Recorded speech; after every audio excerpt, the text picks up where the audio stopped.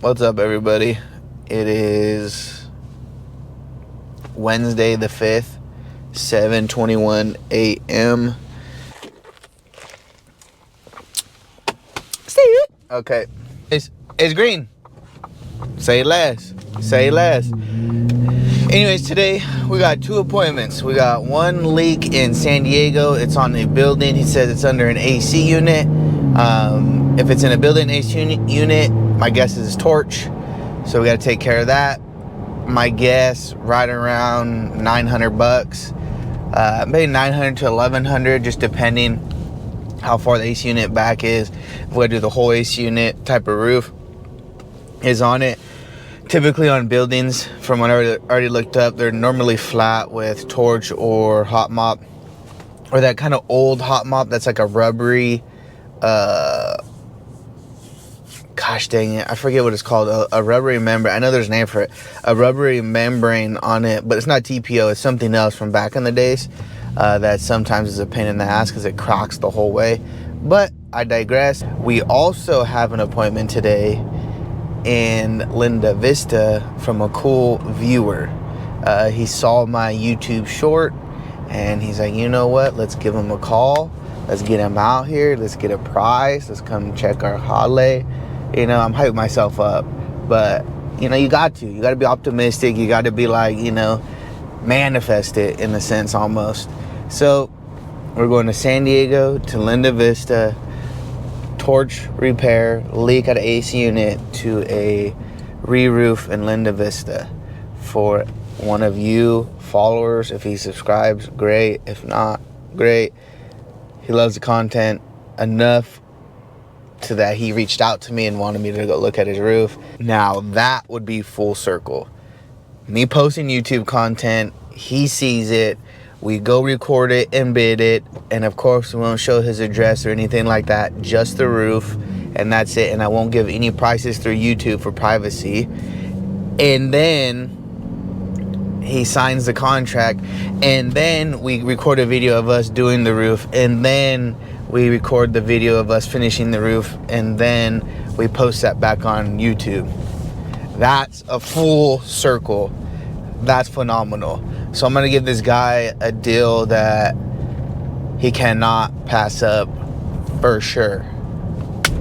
Let's get it. Alright guys, so check it out.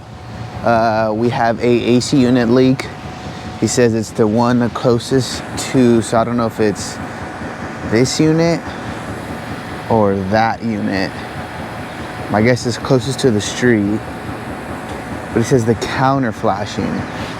So that doesn't have counter flashing, that's just set on it. This is the only thing that would have counter flashing. Maybe it's this right here, but this seems pretty solid, besides all this pine needle stuff.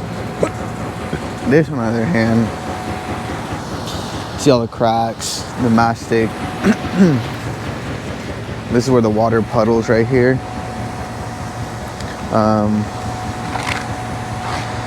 So just gotta take a peek around. Normally these leaks happen like right around here where this mastic is at, where the water flows under here, like right here. But that's solid. Check the perimeter. It's okay.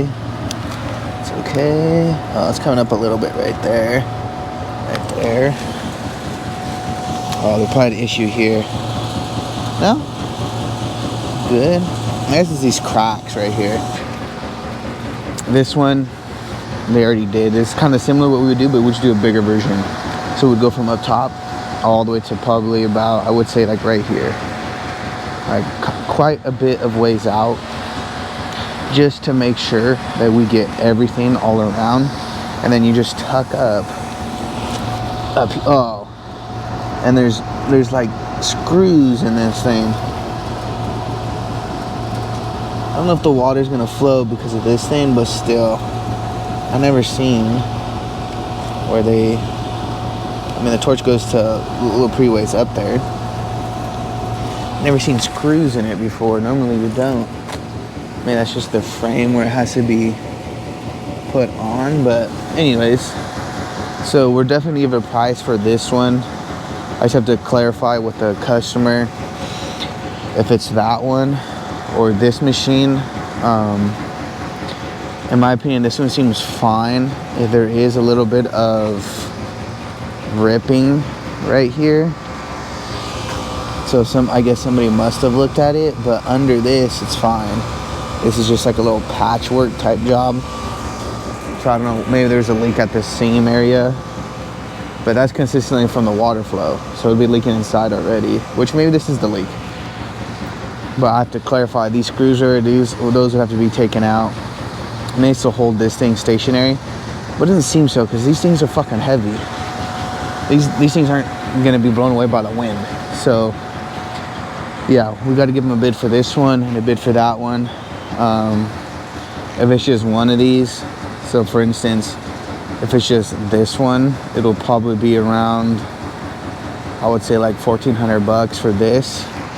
And then for that one, it's gonna take quite a bit more effort.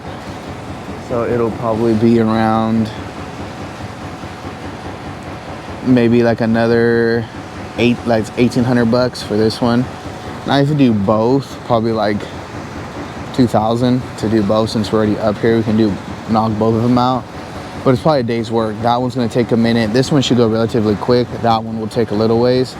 So I would probably bid it at like $2,500 for both. But then again, I have to clarify with the customer. You don't want to just say, okay, $2,500 for both skylights. Figure which one out first. So if it's this one that's close to me, so if it's this one right here, sorry, that one right there, that's a different price. Because if that one's not leaking, that one over there, you don't want to give a bid for it. I want to be honest with the customer. So we'll go down right now, jot down the notes for this one. This is unit B upstairs because it says it right there on the thing. And then this one's not marked on, so, which is surprising. So then we'll give a bid. So we'll do unit B upstairs unit. And then I believe that's just for maybe the lobby area that's right there. So we'll do both. We'll put unit B upstairs and then main lobby AC unit, so he kind of has an idea, so we can just kind of clarify. I'm also going to send him a picture of all that stuff. I've already expected the other part of the roof. So this is what that one up front is supposed to look like, where it's on like the frame right there. I prefer it being on the frame so water just flows under, so it makes the job a little bit easier. But maybe that one's just too big. They didn't know there's not support underneath. Don't know. I'm not an AC guy, but if there's AC guys out there, let me know why they do that. But yeah, as you can tell, there's like an indent right here too. I don't know what's all this yellow stuff on the roof. Who knows? But yeah, so let's head to the next one. San Diego. I thought it was like LA, but it's just San Diego. You know, I had a little bit of a brain fart there. You know, it happens sometimes. But yeah, and then all of my torch repairs are 2 years. Tile repairs, sometimes 3 years. Torch repairs, 2 years, sometimes 1. This is an older roof, so this might be 1 year warranty. But yeah. All right, guys, so check it out. We have a re-roof bid going on the garage and the main roof. We walked the whole roof. Wood below seems good. The drip metal does have a little bit of a kick to it because there's like a board, like a decorative board under there, so that needs to be removed because it creates a little bit of lip for like ponding. As you can see in there, it's black towards the edge, so water sits there. Eventually that'll cause wood damage in the future. That gets taken off. We don't charge just to take the wood off. You can get a pitchfork, rip that bitch off. Anyways, so in order to measure this roof, or we'll start this back one. You go from here up and over, get that measurement, and then you go from front to back on the ridge, and you get the square footage of that whole place. For this one, you go from this edge up, all the way up and over down to that edge, and that gets this, and then you go from that edge down there, up and over to here. Not this little roof, here, and that'll give you the square footage of all of this rectangle. And then you just measure from on this little roof up front, from here up to this shingle right here, because you have a tie-in to there, and then from there all the way just to that side over there, and that gets you the measurement. Remember, flashings, 1.5 inch, 2 inch O'Hagan, a 4 inch flashing, I would go O'Hagan, O'Hagan, O'Hagan, and then 2 O'Hagans, or 2 O'Hagans, 1 O'Hagan. So 3 on this side, 1 each, and do that. Everything has to get ripped off. Brand new shingles. Owens Corning on that one and this one. We offer a 10-year warranty. That's just what we do. Rip it off. Trailer can be backed up there. Easy tear off. Good to go. Let's give them a price. I will not give a price over the phone just because of the privacy of the customer, but I'm just going to explain the roof. No bueno turbines. No bueno at all. Take these suckers off, put O'Hagans like that roof right there. Thank you very much. But this is the scope of the roof. Bad. This is what you got to do. Alright, what up guys? It is, I think, a couple hours past since the last clip, but nonetheless, we saw that re-roof bid. I hope I explained to you guys enough of what to look for on a re-roof bid and how to measure and kind of what to inspect when doing a bid like that. I can just go over some quick points with you real quick. Measure the roof up and over for that first roof on both sides to get that full rectangle look. That little mini garage, it's from front of the garage to the back of the garage of the ridge, and then up and over left to right, and that should get you the square footage of that. And then as well as that little roof, just that little 4-foot piece, and then 19 feet left to right to get that little piece as well. You want to go a little bit higher for tie-in. Good stuff. Measure all your flashings. If it's 1.5 inch, 2 inch, put them all down in your notes.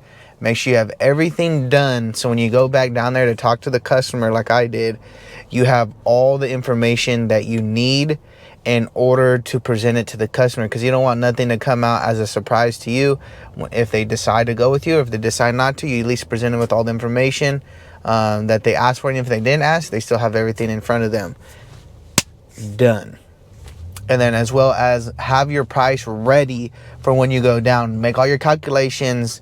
If you have the price memorized in your head, make sure it's memorized and do it that way, because you don't want to be talking to customers, oh, I think this or I think that. No, you want a definitive answer. You want to be, okay, this roof will cost, I don't know, 10 grand. But you know, sometimes it's a little bit more expensive. Let me give a call. It might be 12. No, you're uncertain of yourself. You want to be true and a man of your word or woman of your word, of your price, to make sure it's 100% correct and nothing can surprise them at the end of the job. Say, oh, now there's an extra $3,000 bill. No.